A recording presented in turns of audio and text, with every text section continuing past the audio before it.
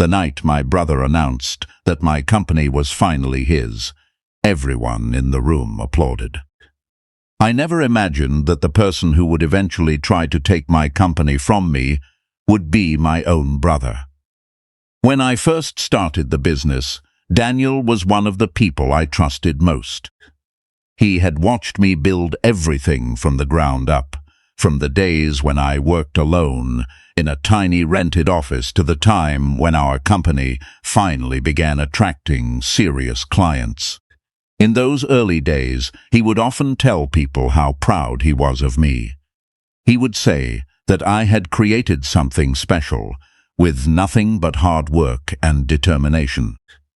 Those words meant a lot because I believed they came from genuine admiration. When the company became more successful, I decided to bring Daniel into the business. I thought having my brother beside me would make the company stronger, and I believed we could build something together that would benefit our entire family. Daniel started with a position that gave him access to clients and important meetings. He was confident, persuasive, and naturally good at making people feel comfortable around him. At first, I was impressed by how quickly he adapted. He began building relationships with employees, investors, and several of our biggest clients. I saw his growing influence as a positive thing because I believed we were working toward the same goal. But gradually, small changes began appearing. Daniel started attending meetings that I had not asked him to attend. He began speaking to employees about future plans without discussing them with me.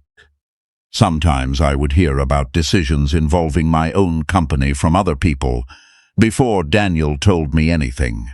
When I questioned him, he always had an explanation. He would say he was simply trying to make things easier for me or prepare the company for future growth. I wanted to believe him, so I ignored the warning signs. Then he started criticizing some of my decisions, especially when we were around investors. He would calmly suggest that I was too cautious and that the company needed someone more aggressive. I noticed people beginning to listen to him differently. He was no longer acting like my younger brother who had joined my business. He was beginning to act like someone who believed the business should belong to him. The situation became impossible to ignore when Daniel finally presented his plan to take control of the company. He walked into my office one Friday afternoon, carrying a thick folder, and placed it on my desk as if he were presenting an ordinary business proposal. I opened it and immediately saw what he wanted. The restructuring plan would give Daniel controlling ownership while leaving me with a much smaller role as an advisor. I looked at him in disbelief and asked why he thought I would agree to something like that after everything I had built. Daniel didn't become angry. Instead, he calmly explained that the company had grown beyond the way I was managing it, and that someone with a more aggressive vision needed to take charge. I told him that if he believed there were problems with my leadership, we could discuss them openly with the board. He smiled and said that wasn't necessary because many shareholders already agreed with him. That sentence worried me more than the proposal itself. Over the following weeks, I began noticing Daniel spending more time with investors and senior employees. He held private conversations, arranged meetings without informing me, and presented his ideas as if he were already responsible for the company's future. Then I started hearing the same criticism from different people. They said I was too cautious, that I was refusing to take risks, and that the company needed new leadership. It became clear that Daniel had been preparing them for a change. When the emergency shareholders meeting was finally announced, I knew the real battle had begun. The conference room was filled with people I had known for years, yet many of them avoided looking directly at me. Daniel stood at the front and presented carefully prepared financial reports. He focused on every mistake I had made while ignoring the decisions that had helped the company survive difficult years. Then he looked around the room and claimed that he wasn't trying to destroy what I had built. He said he simply wanted to protect it by taking the company in a new direction. One shareholder after another spoke about the need for change. I tried to defend my decisions, explaining the risks behind them and reminding everyone how far we had come. But the atmosphere had already shifted. When the vote was finally taken, the result was devastating. I had lost control of the company I had built from nothing. Daniel stood up, shook hands with the shareholders, and accepted their congratulations, while I sat silently at the table, watching the people I trusted hand my life's work to him. 6 months before Daniel made his move, I had unknowingly taken the first step toward protecting myself. One of our largest international clients had approached me with concerns about the future of our partnership. Their contract was coming up for renewal, and they wanted guarantees that the relationship would remain stable, even if something unexpected happened inside the company. At that time, I had no idea that Daniel was already working behind the scenes to gain control. I simply saw the contract as an important opportunity to protect one of our most valuable business relationships. The client represented nearly 40% of our annual revenue, so losing them could have created serious problems for the company. I personally handled the negotiations because I didn't want anything misunderstood. We spent several weeks discussing terms, responsibilities, ownership changes, and what would happen if the company's leadership changed. During one meeting, their legal representative suggested adding a special succession clause. The clause stated that if control of my original company changed without my approval, the client would have the right to terminate the existing agreement and transfer the partnership to another company under my management. At first, I thought the condition was unusually specific, but I understood why they wanted protection. They trusted me, personally, because I had built the relationship with them from the beginning. After reviewing everything with my attorney, I agreed to the clause and signed the contract through a separate management company that I legally owned. Daniel knew that I had created the management company, but he never paid much attention to it. As far as he was concerned, it was simply another structure I used for business administration. He never asked about the details of the contract, and I never gave him a reason to suspect that it could become important. I kept the documents safely stored and continued running the company as usual. Even when Daniel began challenging my authority, I didn't tell him about the agreement. I wasn't secretly planning revenge. I was simply protecting a business relationship that I had spent years building. Then everything changed when the shareholders voted to remove me from control. Daniel believed that taking ownership of the company meant taking ownership of everything connected to it, including the international client he considered the company's most valuable asset. He celebrated with the investors that same evening, completely unaware that the contract he had never bothered to understand contained a condition that could change the entire situation.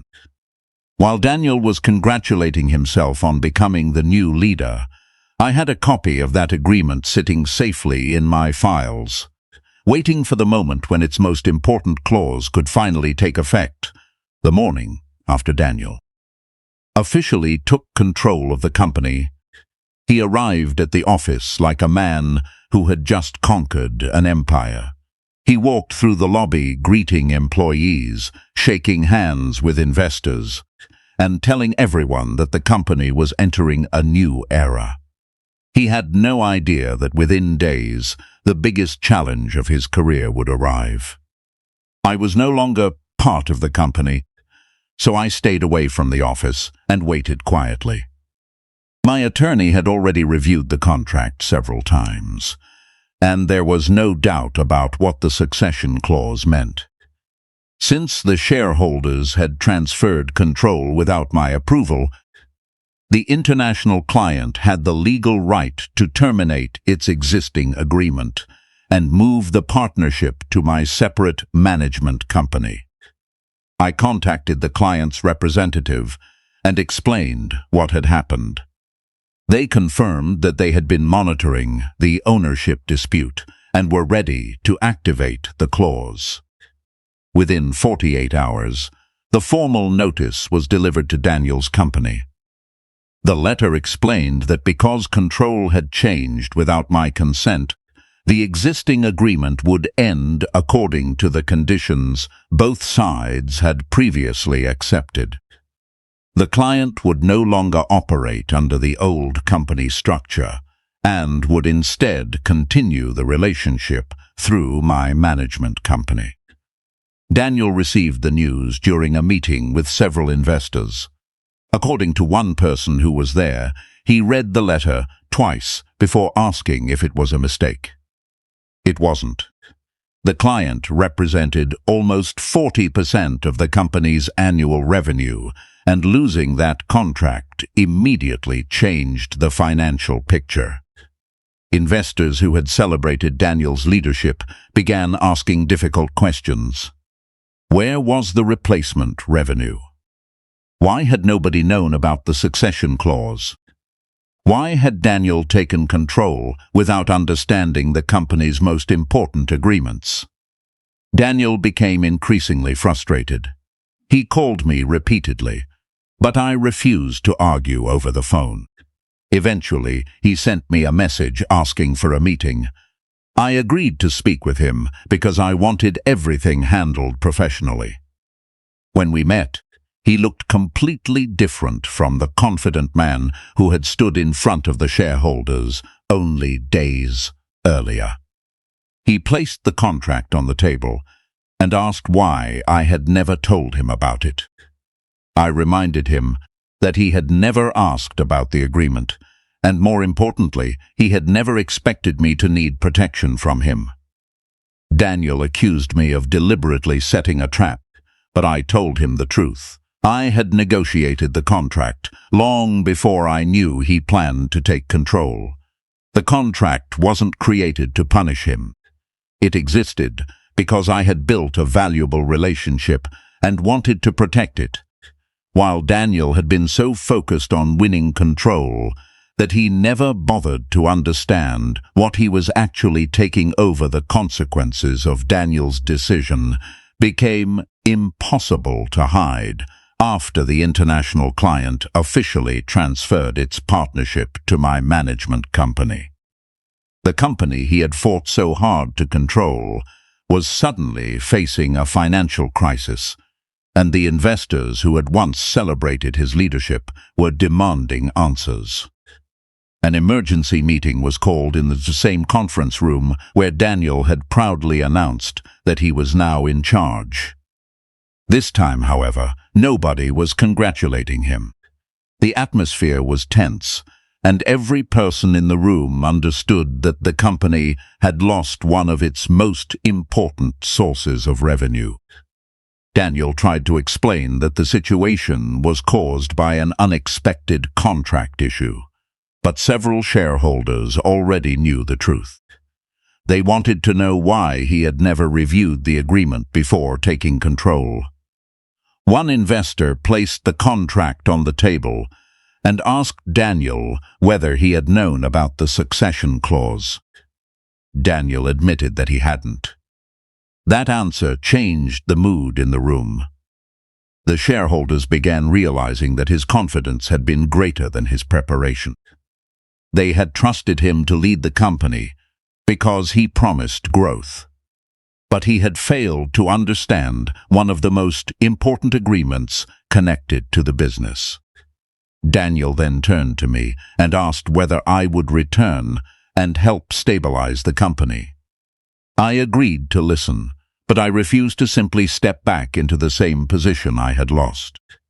I explained that if I returned, the company needed a completely different structure with clear responsibilities, financial transparency, and independent oversight.